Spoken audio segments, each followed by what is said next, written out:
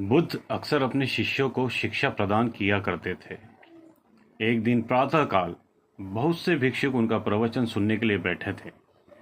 बुद्ध समय पर सभा में पहुंचे, पर आज शिष्य उन्हें देखकर चकित थे, क्योंकि आज पहली बार वे अपने हाथ में कुछ लेकर आए थे। करीब आने पर शिष्यों ने देखा कि उनके हाथ में एक रस्सी थी। बुद्ध ने आसन ग्रहण किया और बिना किसी से कुछ कहे वे रस्सी में गांठें लगाने लगे। वहां उपस्थित सभी लोग यह देख सोच रहे थे कि अब बुद्ध आगे क्या करेंगे। तभी बुद्ध ने सभी से एक प्रश्न किया। मैंने इस रस्सी में 3 गांठें लगा दी है। अब मैं आपसे ये जानना चाहता हूँ, क्या यह वही रस्सी है जो गांठें लगाने से पूर्व थी? एक शिष्य ने उत्तर में कहा, गुरुजी, इसका उत्तर देना थोड़ा कठिन है। यह वास्तव में हमारे देखने के तरीके पर निर्भर है। एक दृष्टिकोण से देखें तो रस्सी वही है, इसमें कोई बदलाव नहीं आया है। दूसरी तरह से देखें तो अब इसमें 3 गांठें लगी हुई हैं, जो पहले नहीं थी। अतः इसे बदला हुआ कह सकते हैं, पर यह बात भी ध्यान देने वाली है कि बाहर से देखने में भले ही ये बदली हुई प्रतीत हो, पर अंदर से तो ये वही है जो पहले थी। इसका बुनियादी स्वरूप अपरिवर्तित है। सत्य है, बुद्ध ने कहा। अब मैं इन गांठों को खोल देता हूँ।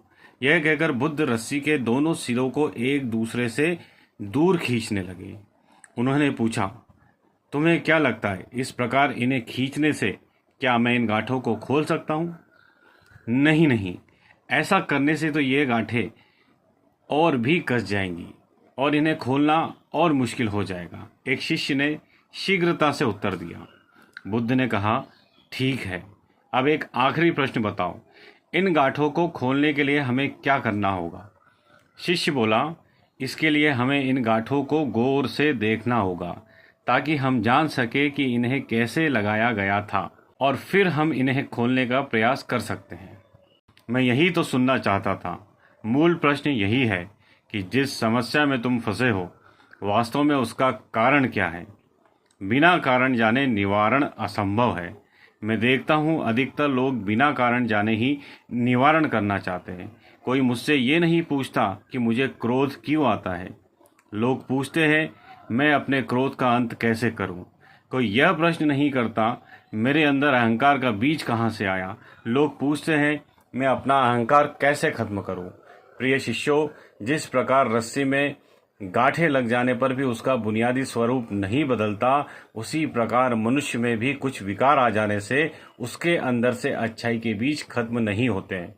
जैसे हम रस्सी की गांठें खोल सकते हैं, वैसे ही हम मनुष्य की समस्याएं भी हल कर सकते हैं। इस बात को समझो कि जीवन है तो समस्याएं भी होंगी, और समस्याएं हैं तो समाधान भी अवश्य होगा। आवश्यकता है कि हम किसी भी समस्या के कारण को अच्छी तरह से जानें, निवारण स्वतः ही प्राप्त हो जाएगा। महात्मा बुद्ध ने अपनी बात पूरी की।